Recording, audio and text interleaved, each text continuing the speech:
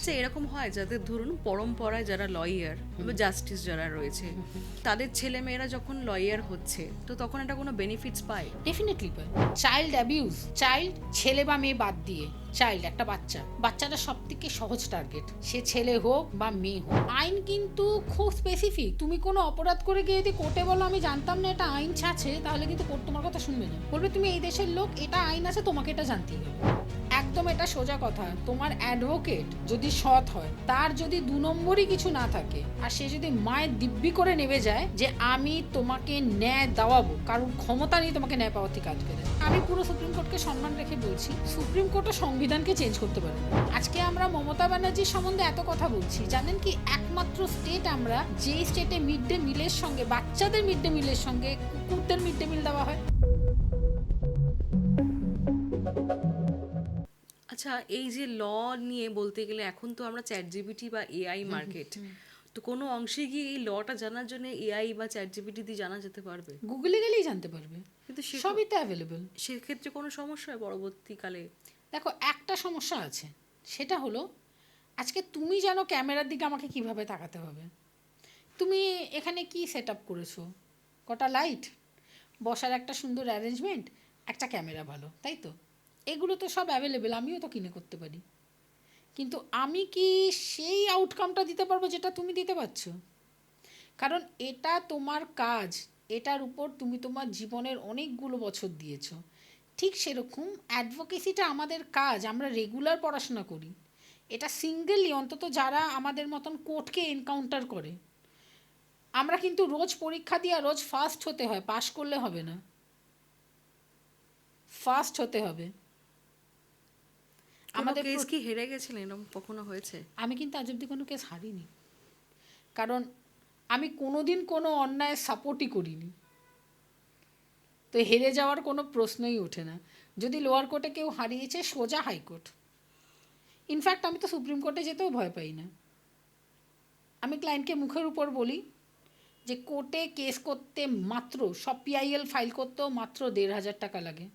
বাকি আপনার থেকে আমি যে বিপুল এত লাখ টাকা টাকা নিচ্ছি, এটা আমার প্রফেশনাল ফিজ, যেটা আপনি আমাকে ভাইটে দেবেন। কোর্টে লাগবে, এখানে দেবো, কোথাও কিছু দেওয়ার নেই। আমার ক্লার্ককে আমি টাকা দেবো, এটা আমার ক্লার্কেজ। আমার জুনিয়রকে আমি টাকা দেবো। মিথ্যে বলার প্রয়োজন কী আছে?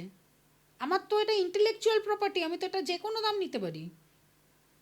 অ্যাডভোকেটের ফিজের তো কোনো ক্লাসিফিকেশনস নেই।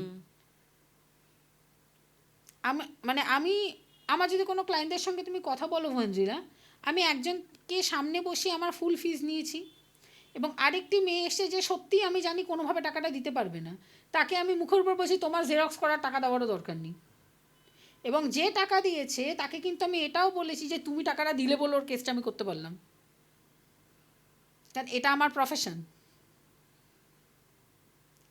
কোনো যেই কাজগুলো আমরা ফ্রিতে করি বা যেই পিআইএল করি, এই যে বলছি কেউ মারা গেলে আমাকে বলুন আমি গিয়ে পোড়াবো, আমি তো এই প্রফেশন করেই পোড়াচ্ছি, আমার তো অন্য কোনো কাজ নেই, আমি তো অন্য কিছু জানি না।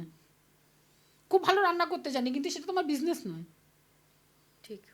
আমার কাজ তো, আমার প্রফেশন তো শুধু এটাই। আর এটা তো একদম ওপেন সিক্রেট, এটা তো লোকানোর কিছু নেই। অ্যাডভোকেটরা ল্যাক্স অ্যান্ড ল্যাক্সে ফিস নিতে পারেন, কোনো বার নেই আমাদের। তাহলে কেন মিথ্যে বলবো এত সামান্য জিনিসে? সাইবার ক্রাইম এত বাড়ছে কেন, মানে সাইবার সিকিউরিটি কতটা আর কি বলি স্ট্রং? বলি কেন বাড়ছে। ধরো আমার সামনে দাঁড়িয়ে কেউ আমাকে এটা বলতে পারবে না এই মুটকি, তার অনেকগুলো ভয় হবে। প্রথম হলো 100 কেজি ওজন নিয়ে দিই ঠাটিয়ে একটা চর মারি, সে 7 দিন জল খাবে না।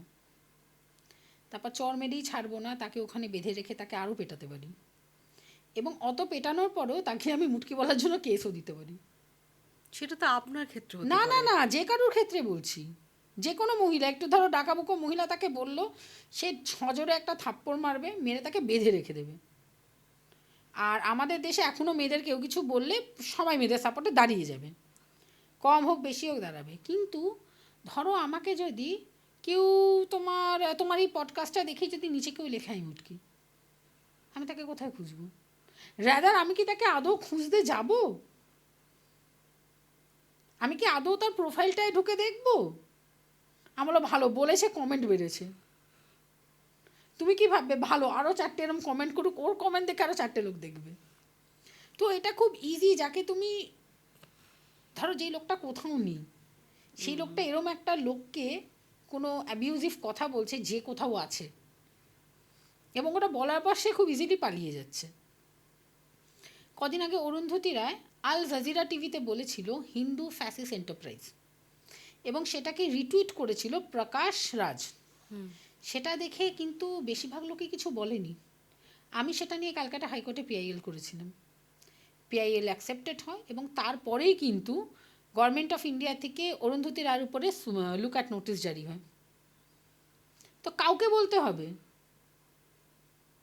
প্রথম দিন কোনো একটা মানুষকে দাঁড়াতে হবে। আর সাইবার ক্রাইম সাইবার ওয়ার্ল্ডে সবাই খুব ভালনারেবল, সবাই সবার প্রোফাইলে ঢুকে যা ইচ্ছা বলতে পারছে। আমি আজ তোমার এই পডকাস্টে এসেছি, আমার ভালো লেগেছে, তুমি অ্যাপ্রোচ করেছো, আমি বলেছি যে আমার খুব ভালো লাগে তোমার পডকাস্ট, তোমার কাছে আজ আমি এসে এত কথা বলছি। এবার কেউ আমার সেই কথায় সহমত নাও হতে পারে, বা এরকমও মানুষ থাকতে পারে যে বলছে ও কেন ওখানে গেল, আমি কেন গেলাম না। বা আরেকজন এটা ভাবছে একটা মেয়েকে এত দিচ্ছে, 2টো মেয়ে মিলে করছে, দিয়ে একটা ভালো করে এদের দিয়ে, যাতে লজ্জায় অন্য কোথাও না যায়। কারণ সামনে সেই লোকটার বলার সাহস নেই। কিন্তু মনে আছে আমাদের ছোটোবেলায় ব্ল্যাঙ্ক কল আসতো, ছেলেরা ব্ল্যাঙ্ক কল দিত, কোনো কথা বলতো না, জাস্ট ফোন করে কানে নিয়ে ফ্রেন্ডশিপ করার জন্য। এবার তুই যদি চুপ করে থাকিস, হতচ্ছাড়া আমি বুঝবো কি করে তুই কে? ও ফোন করে চুপ করে রয়েছে। তখন কলার আইডিও ছিল না।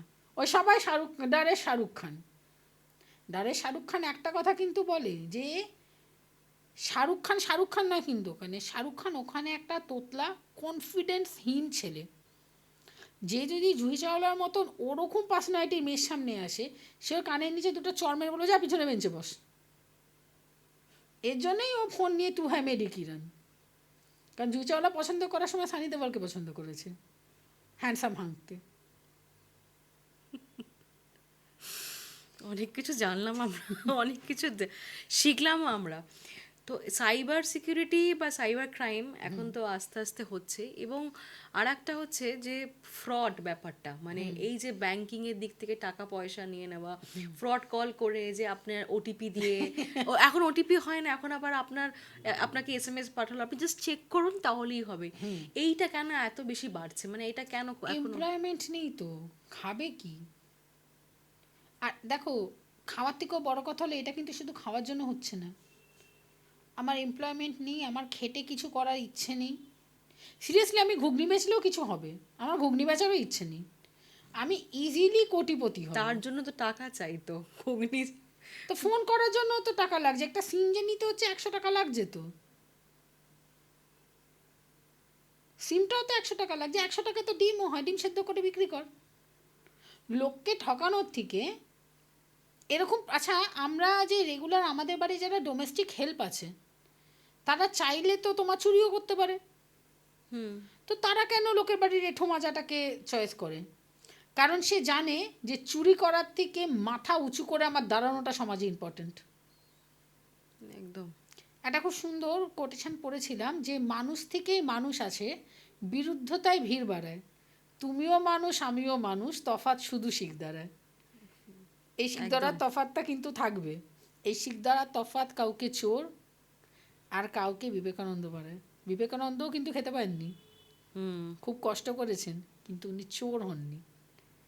আবার এরকম অনেক আমরা রেজিস্টার চোরকে দেখি যারা চুরি করে চিৎকার করে, চোরের মায়ের বড় গলা, চোরের মায়ের বড় গলা।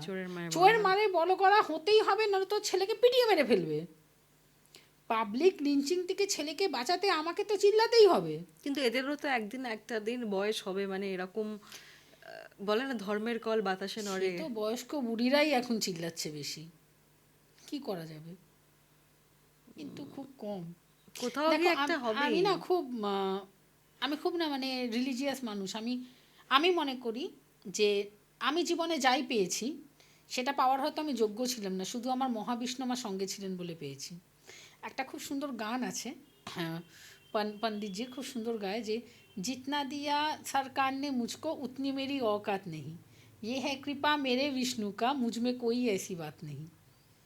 তো আমি রিলিজিয়াসভাবে তোমার একটা কথা বলছি, এইটা যেটা চলছে না, যেই কালটা চলছে, ঠিক একদম আমরা এরম জায়গায় দাঁড়িয়ে আছি যখন আমাদের মন্বন্তরটা চেঞ্জ হচ্ছে। তো এই সময় কিন্তু মহারাজ বলি আবার ইন্দ্র হবে। ইন্দ্র কিন্তু কোনো মানুষ না, ইন্দ্র একটা পদ, টাইমে টাইমে চেঞ্জ হয়। এখন জমি ইন্দ্র, এরপরে যে আমরা বৈভব সত্যতে যাব তাতে কিন্তু তোমার ইন্দ্র হবে হলো মহারাজ বলি। মহারাজ বলি এত ন্যায়পরায়ণ ছিল যে তার সময় কখনো কোনো অন্যায় হয়নি। ইভেন বিষ্ণুকে এসে তার মাথায় পা দিয়ে তাকে পাতালে পাঠাতে হয়। আর এখনও অবধি সাউথ ইন্ডিয়া একটা গ্রাম আছে, আমার মনে পড়ছে না, একদিনের জন্য মহারাজ বলি ওখানে কিন্তু আজও রাজা হন। তো যখন বলি আবার আসবেন, এখন যে টাইমটা চলছে সূর্যের বছর, শনি ভীষণ অ্যাক্টিভ। দেখবে লোকে না বলে একদম শনি 7.5 শনি ধরেছে। শনি কাকে দেয় না তো ধরে জব্দ করে? কাকে করে? শনি হলো ন্যায়ের দেবতা, যে দেখবে ভীষণ ন্যায়পরায়ণ, টক টক টক টক করে সত্যি কথা বলছে। শনি একদম তাকে পিছন থেকে ধাক্কা দিয়ে উপরে উঠিয়ে দেবেন। মানে 8 নাম্বার? 8 নাম্বার না, কোনো নাম্বার না, একটা মানুষ, আচ্ছা, ইন্ডিভিজুয়ালি একটা মানুষ যে ন্যায়ের কথা বলছে, যে সত্যের পথে চলছে, শনি তাকে ব্যাক করবে। শনি সময়ানুবর্তিটাকে খুব দেখে, একদম পাংচুয়াল, সব থেকে বৃদ্ধ গ্রহ। আর এই যে টাইমটা চলছে, আমি তোমাকে আজকে বলে গেলাম, আমি কোনো জ্যোতিষী নই, মেকিটা নোট, 5 বছরের মধ্যে যাদের যাদের দেখছো অন্যায় করতে, আবার একটা পডকাস্ট করে আমাকে দেখো, আর এইটা দেখে আমায় বলো তাদের তাদের সবার অবস্থা দেখো। 2026 তার মানে নতুন বছরে নতুন রকম অনেক কিছু রকম আসতে চলেছে। তো সেক্ষেত্রে সামনেই তো ভোট, তাহলে ভোট আর এই আইনি ব্যবস্থা কতটা আরো বেশি চমকদার হবে? একটা কথা বলি, আমাদের সল্টলেকে এমএলএ এমপির কোর্ট আছে, সেখানে একটা খুব অদ্ভুত জিনিস দেখবে, কোনো দিন যেও, যখন কোনো অপরাধী কোনো কোর্টে যায়, সে কিন্তু একটা খাঁচার মধ্যে দাঁড় করিয়ে তার নাম ডাকা হয়, সেরকম হাত তোলে, এবং সেও অ্যাকিউজড, আইন সবার জন্য সমান, সেও অ্যাকিউজড। আর জন্য এমএলএ আর কোনো এমপিও যখন তোমার অ্যাকিউজ হচ্ছে, তখন সে এমএলএ এমপি কোর্টে যায়। সেই কোর্টটি এয়ার কন্ডিশন, এবং ওই খাঁচাটা তো জাস্ট নামেই খাঁচা, ওর ভিতরে কিন্তু চেয়ার আছে, ল্যাভিশ ওয়েতে থাকার জন্য। ইয়েস, বসার জন্য। এমএলএ এমপি কোর্টের যে পিপিরা আছেন, আমি দায়িত্ব নিয়ে বলছি, তাদের কটা ফোন আছে চেক করা হোক, তাদের কত টাকা সম্পত্তি আছে চেক করা হোক, এবং তারা ওই এমএলএ এমপির সঙ্গে কীভাবে জড়িত চেক করা হোক, এবং এটা চেক করা হোক যে যেই যেই তোমার উইকনেস হোস্টাইল হয়েছে তাদের এগেনস্টে তারা কোনো রকমভাবে কোনো আইনি প্রসিডিং করেছে কিনা, করেনি। যদি না করা হয় তাহলে সেই পিপিদের কেন প্রশ্ন করা হচ্ছে না? সেই পিপিদের কেন প্রশ্ন করা হচ্ছে না যে এটা তো আপনার কাজ? সব উইকনেস হোস্টাইল, কি করে এত হোস্টাইল হচ্ছে? আর যদি হচ্ছেন তার মানে আপনি আপনার কাজ করেননি, পাবলিক মানি তো আপনি মাইনে নিচ্ছেন, পাবলিক সার্ভেন্ট তো, পিপি তো, তো টাকাটা ফেরত দিন। আজ তোমার আমার বাড়িতে যে কাজ করছে, সে যদি কাজ না করে তাকে আমরা অ্যালাউ করবো আমাদের বাড়িতে পরের দিন কাজ করে বার করে দেবো? তো এরা কারা? এরা তো চাকরিই করছে। অ্যাকচুয়ালি সাধারণ মানুষ, তার ফিয়ারটা এদের মধ্যে আর নেই। প্রত্যেকটা কোর্টে অবিলম্বে লাইভ স্ট্রিমিং সিস্টেম শুরু করা উচিত যদি আমাদের স্বচ্ছতা দেখতে হয়। এবং পুলিশ অফিসার যারা রয়েছে তারা কটা ফোন ব্যবহার করছে এবং তাদের কত টাকা সম্পত্তি, তারা হাতে কি ঘড়ি পড়ছে, এগুলো কিন্তু আমাদের জানতে হবে। আইনি ব্যবস্থা তো এখন অনেকটাই সচ্ছল এবং অনেকটাই ওয়াজ হয়ে গেছে, বা অনেকটা বেশি, আরো বেশি নতুন রকম নিউ টেকনোলজি চলে এসেছে। তারপর যেটুকুতে লাইভ স্ট্রিমিং হচ্ছে, হাইকোর্ট আর সুপ্রিম কোর্টকে বাদ দিলে লোয়ার কোর্টের অবস্থা খুব খারাপ। কারণ স্বচ্ছতা থাকবে কি করে? হাইকোর্ট সুপ্রিম কোর্টে আপনি সব দেখতে পাচ্ছেন, এভরিথিং ইজ অন রেকর্ড। আর হাইকোর্ট আর সুপ্রিম কোর্টে যারা জাস্টিস হচ্ছেন তারা সবাই কিন্তু প্রথমে খুব বড় অ্যাডভোকেট, তারপর কিন্তু তারা জাস্টিস। তো তাদের মধ্যে নয় হীনমন্যতাটা নেই যে আমি বড় অ্যাডভোকেট না, আগে বড় অ্যাডভোকেট পরে জাস্টিস। তো তারা জুনিয়রদেরও মানে আমি তো আপনাকে বলতে পারি হাইকোর্টে 90% না 98% জাজ এরম আছেন যারা জুনিয়রদের জন্য প্রচণ্ড করে, মানে এ বড় হোক, হুম। তাকে তার নিজের কেউ হতে হবে না, তাকে হয়তো চেনেও না, পিটিশন পড়েও অর্ডার দেন, এরম প্রচুর জাস্টিস আছেন ঠিকঠাক পিটিশন লিখতে পারলে আপনার হয়ে সে একদম যেই থাকুক অপোজিটে তাকে বুঝে নেবে, এরমও জাস্টিস আছেন। কিন্তু লোয়ার কোর্টে ওটা আপনি পাবেন না, কারণ লোয়ার কোর্টে একটা দালাল চক্র চলছে। যেই দালাল চক্রের উকিল বাবুরা গিয়ে আপনার থানায় বসে আছে, যেই পুলিশের কাজ আপনাকে অ্যারেস্ট করা, সেই পুলিশ কি করে আপনাকে উকিলবাবু প্রোভাইড করছে, আর সে করছে করছে আপনি তার বড় উকিলবাবুর কাছে যাচ্ছেন কি করে? আপনি বুঝতে পারছেন না কি হবে? আপনি কি বুঝতে পারছেন না কি হবে? যে আরে যেই লোকটা এত বড় উকিল সে থানায় কেন বসে থাকবে, কি তার জুনিয়র থানায় কি করবে? সে উকিল না, সে থানার দালাল। দালাল চক্র যতদিন না ভাঙবে ন্যায় বিচার হবে না, হবে না, হবে না। তার মানে এই যে দুর্নীতি এত চলছে, দুর্নীতি বা চুরি করা, এই বিষয়টাও তো সেক্ষেত্রে ওই দালাল চক্রটা। দালাল চক্রই তো, আপনি একে একে দুইতে সবখানে দালাল চক্রকেই পাবেন। আপনি দেখবেন এরা সবখানে, মানে এরা না একটা খুব অদ্ভুত জিনিস, আমার এক বন্ধু আমায় বলেছিল, উনিও অ্যাডভোকেট, যে মিতা খেয়াল করবি যে আমাদের ভালো লোকেদের, সৎ লোকেদের একটা খুব দুর্বলতা আছে। সে দুর্বলতাটা কি বলতো, আমরা সবাই না একসাথে নই, আর খারাপ লোকেরা সবাই একসাথে। প্লাস তাদের আরেকটা জিনিস খেয়াল করবেন, আমার হাজব্যান্ড খুব বলে এই দালাল চক্রদের সম্পর্কে, মানে এদের একটা বেসিক নেচার কি করে বুঝবেন যে এ কে। তো বরুণ বলে যে লম্বা টিকা মধুর বাণী, দাগেবাজ কি এই নিশানি। লম্বা টিকা পড়বে, মিষ্টি কথা বলবে, পুরো জানবি এই লোকটাই হলো ফ্রড, এই চুরি করতেই এসেছে, এই চুরি করবে। আপনি আইনের কথা বলুন, আপনাকে ডচ করবে। আমার দেখা এরম লোক আছে যে ট্যাব খুলে এরম এরম করছে। আমার স্যার আমাকে শিখিয়েছিল যে ভালো অ্যাডভোকেট সে যে জীবনে কোনো দিন পিটিশন দেখবে না, লিস্ট অফ ডেট দেখে সে হিয়ারিং করবে, আর তার মাথায় পুরো পিটিশনটা ছাপা থাকবে, কারণ তার আগে সে এতবার পড়বে কোর্টে যাওয়ার আগে যে তার ওটা দেখতে হবে না, তাকে দেখতে হবে না। এটা কোনো খেলা নয়, এটা এক ফোঁটা ভুল হলে একটা মানুষের জীবন মৃত্যু, তার সম্মান জড়িত। এটা খেলা নয়, এটা টাকা রোজগার করার মাধ্যম নয়, এটা খুব রেসপন্সিবল একটা প্রফেশন। আপনি সংসার চালানোর জন্য এটাকে পাথেও ভাবতে পারেন না, আপনি ন্যায় করার জন্য এই ফিল্ডে এসছেন। সংসার চালাতে হয়, অনেক কাজ আছে, সেগুলো করুন। তারপর একটা লয়ার কিন্তু একটা যে সৎ ব্যক্তি হওয়া যেতেই পারে চাইলে। লয়ারকে তো সৎ ব্যক্তি হতেই হবে, কারণ এটা তো পরিষ্কার বলা আছে যে আপনি যদি অন এফিডেভিট কোনো মিথ্যে কথা বলেন আপনার তো জেল হবে। আমরা তো আমাদের প্রফেশনাল এথিক্সে মিথ্যে কথা বলতে পারি না। যদি কেউ মিথ্যে বলছে, আসুন আমার কাছে, আসুন না, অন এফিডেভিট মিথ্যে বলেছে এরকম কেস নিয়ে আসুন, আপনি যদি আমার ফিস দিতে পারেন আমি আপনাকে দেখিয়ে দেবো তার সাথে কী কী করা যায়। রাজনৈতিক নেতারা যারা আইনি ব্যবস্থার সাথে যুক্ত, তারা অনেক সময় কোনো কিছু করলে ছেড়ে যায়, তাদেরকে একটা কথা বার করে দেওয়া হয়, বা এটা এটা আমার হাজবেন্ডের সুস্থ মস্তিষ্কে এবং সুস্থ পরিবেশে তারা চলে আসে কেন আমি বলি। আমার হাজব্যান্ড একটা দারুণ কথা বলে, যারা অ্যাডভোকেট আবার আপনার রাজনৈতিক ব্যক্তিত্ব তাদের নিয়ে, বরুণ খুব এটা দারুণ বলে আমাকে যে খেয়াল করবি ওরা কোর্টে বলবে আমি কিন্তু লিডার বলে সবাইকে ভয় দেওয়া খাবে, পাড়ায় গিয়ে বলবে আমি কিন্তু উকিল। অ্যাকচুয়ালি ওরা এই দুটোর মধ্যে কোনোটাই না, ওরা টাউট। আপনি ওদের কোর্টে দাঁড় করান, বল এই হলো কেস, করুন, আপনি হিয়ারিং করুন, কে কত জলে আছে না সব বোঝা যাবে দিদি। দু একজন এক্সেপশনাল রয়েছে, কিন্তু ঘেউ ঘেউ করলে কি হবে। এই যে আগামী দিনে যারা আপনার ল নিয়ে পড়াশোনা করছে স্টুডেন্টসরা, ওরা ঠিকভাবে গাইডেন্স কি পাচ্ছে?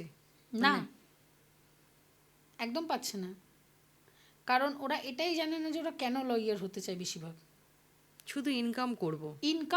ইনকাম করার এটা রাস্তাই না। আমার বাবা বলতেন এইটা কিন্তু দেখতে গেলে দিদি আমি বলছি এটা এখনকার ছেলে মেয়েদের মধ্যে হয়েছে।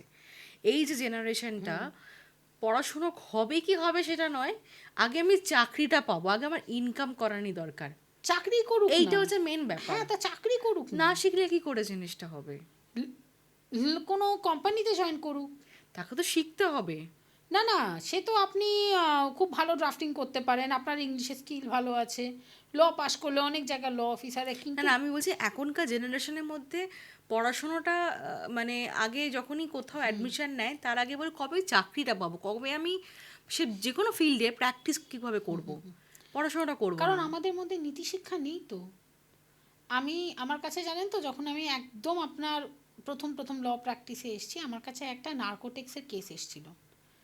255 কেজি গাঁজা নিয়ে ধরা পড়েছিল, এবং সেই সময় আমি আপনাকে 2012-র কথা বলছি, আমাকে বলেছিল যে আমি 2009 পাস আউট, যে এই কেসটা করতে পারলে তোমাকে 5 লাখ টাকা দেবো।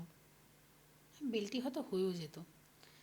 খুব মনে যে 5 লাখ টাকা পাবো। রাত্রেবেলা যা শুয়েছি, পরের দিন যাব, আমার প্রিন্সিপাল স্যার ডক্টর প্রিয়তোষ খান আর আমার যিনি হেড অফ দ্য ডিপার্টমেন্ট ছিলেন রাজকুমার কোঠারি স্যাররা কদিন আগেও আপনার সংস্কৃত কলেজের আপনার ছিলেন, ভাইস চ্যান্সেলর ছিলেন। এখনও অবধি আমার সঙ্গে আমার স্যারদের রোজ যোগাযোগ। হঠাৎ মানে ঠিক তন্দ্রায় হঠাৎ মনে হলো যদি স্যারকে কেউ বলে আমি এই কেস করেছি। আমি সঙ্গে সঙ্গে উঠলাম, মোবাইল তখন ওনাকে একটা SMS করলাম যে আমি এই কেসটা করবো না। ফোন করলেন, কেন করবে না কেন করবে না, যার তরফ থেকে যে, কারণ উনি আমার পুরো তার আগে প্রিপারেশন দেখেছেন।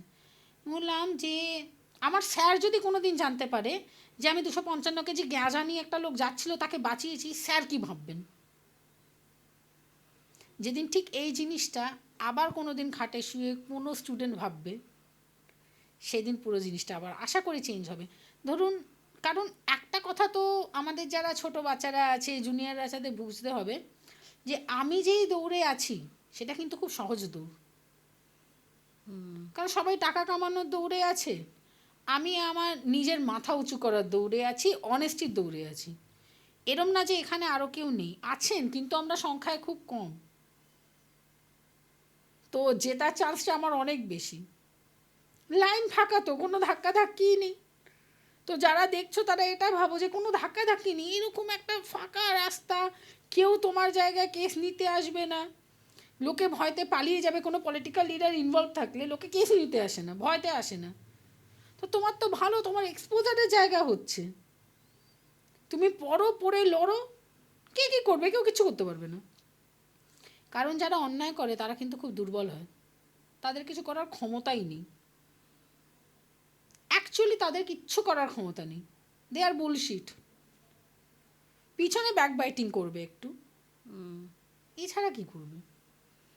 আচ্ছা, এই রাম মন্দিরে যে পলিটিক্যাল দিক থেকে যারা ইনভলভ ছিল, সেখানে আইনি ব্যবস্থাটা কতটা নেওয়া মানে নেওয়া যেতে পারে? আইনি ব্যবস্থাটা এতটাই নেওয়া গেছে যে একটা হিন্দু প্রধান দেশে আমরা 400 বছর আমাদের রাম মন্দির তৈরি করার জন্য ওয়েট করেছি। আমরা আইনি ব্যবস্থাটাকেই সব থেকে আগে রেখেছি, কারণ আমরা শ্রীরামের ভক্ত, সেই শ্রীরাম যিনি বলেছিলেন জননী জন্মভূমিশ্চ স্বর্গাদপি গরীয়সী। আমাদের কাছে আমাদের দেশ আমাদের মা না, আমাদের দেশ আমাদের কাছে দেবীর থেকেও বড়, ভগবানের থেকেও বড়, স্বর্গের থেকেও বড়। এর জন্য আমরা 400 বছর অপেক্ষা করেছি। না হলে তো যেদিন ভাঙলাম সেদিন মন্দির হতো। কনসা সরকার আমাদের টাকা দিয়েছে, টাকা তো আমাদের ছিল হিন্দুদের।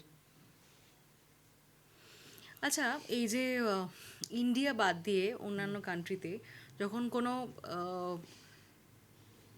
কোনো রকমভাবে যদি ধরুন আইনি ব্যবস্থা ধর কোনো কাজ হলো, কোনো যারা হয়তো অপরাধমূলক কাজ হলো, সেখানে ওদের খুব তাড়াতাড়ি ওরা সেই কাজটা সলভিং হয়ে যায়।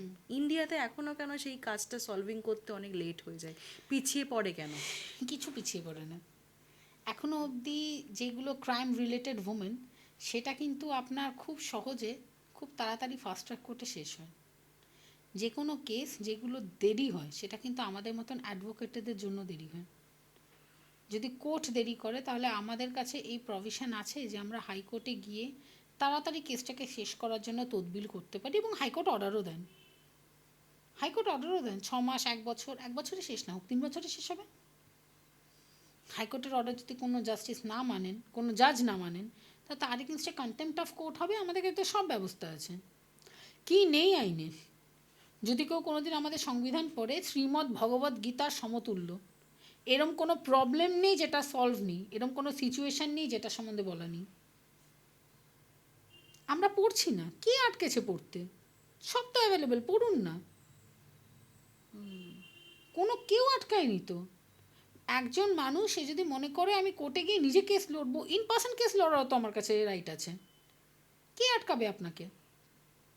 আপনাকে যেতে হবে।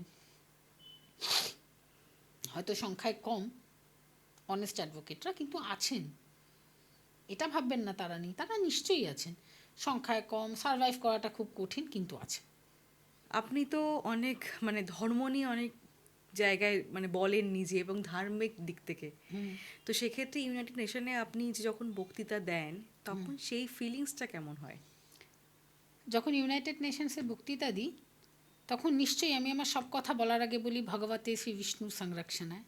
কিন্তু to be very honest to you, যখন নাম অ্যানাউন্স হয়, যখন হেঁটে ওই ডায়েস অবধি যাই, আর যখন গিয়ে ওই প্ল্যাকার্ডটা সামনে রাখি না, এতে ইন্ডিয়া লেখা থাকে, তখন ধর্ম, জাত, ভাষা কিছু মনে থাকে না। শুধু ওই বোল্ড আর ইটালিকে ওই 5টা ওয়ার্ড ছাড়া, যে আমি ভারতীয়, আমি ইন্ডিয়ান, আর আমি আমার দেশে থাকা সমস্ত মানুষকে এখানে রিপ্রেজেন্ট করছি, তার জাত, তার ভাষা, তার ধর্ম, যা ইচ্ছাই হোক। আমি যেরকম বলবো তারা সেটা। সে যে রাস্তার তোমার কাগজ করাচ্ছে সেও আমি, আর যে আমার দেশের টপ এক্সিকিউটিভ সেও আমি। পদ্মশ্রী সম্মান হিসেবে তো নমিনেটেড হয়েছিলেন। তো সেই একটা ফিলিংস মানে এতগুলো খুব আনএক্সপেক্টেড, মানে আমার কাছে তো নমিনেশনটাই মনে হয়েছিল অনেক, দো হাজব্যান্ড আশা করেছিলেন যে পাবো অনেক। এবং গিনিস বুকেও তো গিনিস বুক অফ রেকর্ডে আমার নাম আছে আছে। স্পিচ র্যালির জন্য। ওকে, তোমার আছে মানে নারায়ণ, সবই সবই বিষ্ণুর দেওয়া। আচ্ছা আমাদের এখন যতই বলে না কেন, মেয়েরা যতই বলে বাড়ির বাইরে নাকি বেরোলে মেয়েরা ওমেন এম্পাওয়ারমেন্ট নিয়ে এরকম অনেকে অনেক রকম কথা বলে, কিন্তু তবুও কিন্তু অফিস বলুন বা বিভিন্ন জায়গায় বলুন মেয়েরা কিন্তু কোথাও গিয়ে একটা সেই স্বাধীনতা পায় না। ফলে সেক্ষেত্রে মানে ধরুন কোনো অফিসে মেয়েদের যে একটা সিকিউরিটি বা মানে ওদের যে ইন্ডিপেন্ডেন্ট ব্যাপারটা, ওটা কেন হচ্ছে না? ওর দিক থেকে কোনো আইন, কোনো ব্যবস্থা কিছু হ্যাঁ, আছে? পশ বলে একটা আইন আছে, prevention of sexual offence at the work place. এখন সেটাকে সুপ্রিম কোর্ট ম্যান্ডেটারি করেছে প্রত্যেকটা কর্পোরেট অফিসের জন্য, প্রত্যেকটা কলেজের জন্য, সবখানের জন্য একটি কমিটি থাকে। কিন্তু খুব দুর্ভাগ্যের বিষয়, আমাদের দেশের কমিটিগুলোর মাথায় না খুব ইনকেপেবল লোকেরা রয়েছে বেশিরভাগ ক্ষেত্রে। এবং খেয়াল করবেন তারা অ্যাডভোকেটদের ইনভলভমেন্টটাকে খুব ভয় পায়। কেন ভয় পায় জানেন? যে জানে এখানে না আমি ম্যানুপুলেট করতে পারবো না। যে ল জানে তাকে আপনি কি ভয় দেখাবেন? কোনো পলিটিশিয়ান হোক, কোনো বড় বিজনেসম্যান হোক, কোনো বিউরোক্রেট হোক, যখন সে কোথাও ফাঁসছে সে কিন্তু এসে একজন কালো কোটের সামনেই হাত জোর করে ত্রাহিমাম বলছে। তো অ্যাট লাস্ট এই প্রফেশনটা হলো চূড়ান্ত একটা ডিগনিটির প্রফেশন। যেই মহিলারা বাইরে কাজ করতে যাচ্ছেন তাদের জন্য আমি আবার বলবো, আমাদের সমাজ বুদ্ধিমতীদের জন্য, আউটস্পোকেন মেয়েদের জন্য এখনও প্রস্তুত নয়। এজন্য আপনার প্রোটেকশন আপনাকে নিতে হবে। আইন আপনাকে সব সাহায্য করেছে। কোনো রকম সেক্সুয়াল হ্যারাসমেন্ট হচ্ছেন, কোনো রকম সেক্সুয়াল রিমার্ক পাচ্ছেন, যে করছে সোজা তার নামে মেল করুন। আর হ্যাঁ, মেলটা শুধু অফিসকে করবেন না, দুনিয়ার যত জায়গা আছে সমস্ত জায়গায় মেলটাকে সিসি করুন। উইমেন কমিশন, আপনার মিনিস্ট্রি অফ আপনার উইমেন অ্যান্ড চিলড্রেন, প্রচুর এরকম জায়গা আছে, করুন সিসি। আপনার স্টেটে সিএমকে সিসি করুন, আপনার দেশের পিএমকে সিসি করুন। আমাদের দেশের, আমরা যে স্টেটে থাকি সেই স্টেটে সিএম একজন মহিলা। আমরা যে দেশে থাকি সেই দেশের সর্বোচ্চ সাংবিধানিক পদে একজন মহিলা। এবং আমরা যে প্রদেশে থাকি আমাদের অধিষ্ঠাত্রী দেবী মহাকালিকা দেবতা না। আমাদের মাতৃতান্ত্রিক সমাজ কিন্তু যে যতই কথা বলুক, ফ্যামিলির রাশ এখনো মায়ের হাতে। এর জন্য মেয়েদের নিজেকে বুঝতে হবে যে আমি মেয়ে, একজন ছেলের মতন আমারও অ্যাম্বিশন আছে। প্রেসিডেন্টও কিন্তু মেয়ে। প্রেসিডেন্টের কথা বললাম তো, সর্বোচ্চ সাংবিধানিক পদে তো প্রেসিডেন্টই রয়েছেন দ্রৌপদী মুর্মুজি। তো উনিও একজন মহিলা। মমতা ব্যানার্জি আমাদের স্টেটের সিএম, উনিও একজন মহিলা। প্রচুর নির্মলা সীতারামনজি একজন মহিলা। স্মৃতি ইরানিজি, প্রচুর প্রচুর মহিলা আছেন, কৃতি মহিলা আমাদের দেশের, যারা সমাজকে সামনের সারি থেকে নেতৃত্ব দিচ্ছেন। এবং যেই মেয়েটি বাইরে কাজ করতে গেছে, যাকে হয়তো তাকে সুন্দর দেখতে, সে একটা স্লিভলেস জামা পরেছে এবং তাকে কোনো টোনের শিকার হতে হলো, সামনে দাঁড়ান, দাঁড়িয়ে অপোজ করুন। এরা ভীষণ ভীতু হয়। সামনে দাঁড়াবেন না, মেল করুন, উত্তর দেবে তো। প্রত্যেকটা অফিসের এরিয়াকে এখন সিসিটিভির মধ্যে করতে হবে। একজন মহিলার সেফটি ইম্পর্টেন্ট, এবং আমার মনে হয় অ্যানিমাল সেফটির সঙ্গে মহিলা সেফটি ভীষণভাবে জড়িত। কারণ যেই বাচ্চাটা ছোটোবেলায় অ্যানিমাল অ্যাবিউজ করছে, সাইকোলজি বলে বড় হয়ে সেই কিন্তু মানুষের প্রতি অ্যাবিউজিভ হবে। একদম। মানুষের প্রতি অ্যাবিউজ হওয়াটা আটকানোর জন্য অ্যানিমেলের প্রতি সিম্প্যাথেটিক হওয়াটা খুব প্রয়োজন। এর জন্য এখন সব বাচ্চাদের স্কুল থেকে বলে পেট রাখতে বলুন। Sense of responsibility. আর যদি কারোর মধ্যে এটা না থাকে, সে তার বাইরের মহিলাদের সঙ্গে যদি খারাপ ব্যবহার করে, সে তার বাড়িতে থাকুক, নয় সে নিজেকে খাঁচায় বন্ধ করুক। মেয়েদের খাঁচায় বন্ধ হওয়ার কোনো প্রয়োজন নেই তো। একটা ছেলের মতন আমারও অ্যাম্বিশন আছে, এবং কোনো ছেলে সে বিকৃত বলে আমি আমার অ্যাম্বিশনটাকে শেষ করব না। হ্যাঁ, আমি এই ব্যবস্থা তো অবশ্যই করব যেন তার কেরিয়ারটা না হয়। অবশ্যই আমি কিন্তু এটা তখন বলছি যখন একজন মহিলার সঙ্গে অন্যায় হচ্ছে। সে শুধু মহিলা, উইমেন কার্ড খেলে প্রচুর মহিলা তো প্রচুর ছেলের ক্ষতিও করছে। তাদের জন্য কিন্তু আমি বলছি না, তাদের জন্যও কিন্তু আইন আছে, তাদের জন্যও আইন আছে। এবং আইনটা যে পীড়িতা হচ্ছে, সে ওয়েদার সে ছেলে হোক সে মেয়ে হোক, দুজনের জন্যই আছে।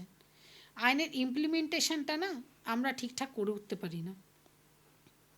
কারণ বেশিরভাগ ক্ষেত্রে যখন কোনো ছেলের নামে ফলস 498A হয় এবং তাকে থানায় ধরে নিয়ে যাওয়া হয়, এবং তারা কি করে, তারা ইনস্টেড অফ এটা খুঁজবে যে ভালো উকিলবাবু কে আছেন যে আমায় বের করতে পারে, তারা এত পাজল থাকে ছেলেটি এবং তার বাড়ির লোক যে তারা ওই থানা দালালের কাছে চলে যায়। এবং অ্যাট লাস্ট যখন তারা পুরো ঠকে সর্বশান্ত হন এবং অন্য কোনো উকিলবাবুর কাছে যেতে চান, তখন তার ফিসটা তারা আর এফোর্ড করে উঠতে পারে না, কারণ অলরেডি সব টাকা ওখানে বেরিয়ে গেছে। এর জন্য আমার একটা রিকোয়েস্ট, কাইন্ডলি পুলিশের বলা কোনো অ্যাডভোকেটের কাছে যাবেন না, ওরা থানার দালাল, অ্যাডভোকেট নয়। একদম ডিগ্রি আছে কিন্তু থানার দালাল। আগামী দিনে কিভাবে আরো বেশি আইনটা আরো মজবুত করা যেতে পারে, তার যদি কোনো মেসেজ দিতে পারে। একটাই মেসেজ, সবখানে একদম লাইভ স্ট্রিমিং, এবং যত পিটিশন পড়বে সব পিটিশন অনলাইন পড়বে, এবং যতজন উকিলবাবু থাকবেন একটা কেসে, তারা সবাই তাদের এনরোলমেন্ট নাম্বার দিয়ে তবে থাকবেন। স্বচ্ছতা এমনি হয়ে যাবে। প্রায় তো মাঝে মাঝে দেখেন ভুয়ো উকিলবাবু। কেন ভুয়ো উকিলবাবু? তারা কিন্তু কেউ হাইকোর্টে প্র্যাকটিস করতে যাচ্ছেন না, বেশিরভাগ সুপ্রিম কোর্টেও যাচ্ছে না। হাইকোর্ট সুপ্রিম কোর্টে এখন তাদের কেস যাচ্ছে, তারা কি করছে? তারা অন্য কাউকে দিচ্ছে। হাইকোর্টে আমার টিমের অমুক লোক আছে, কেন আমি টিমে কেন যাব? তুই কি করছিস? তুই কেন লড়বি না?